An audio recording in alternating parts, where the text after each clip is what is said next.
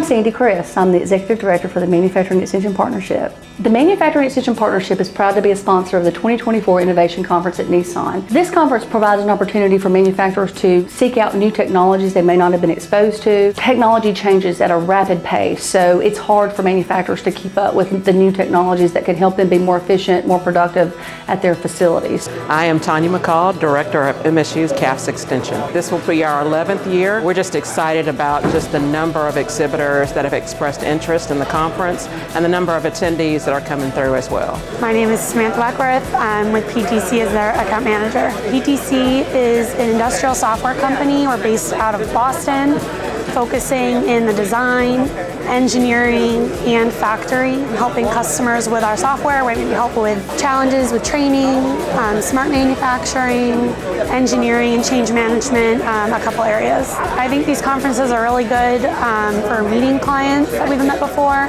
and brand awareness.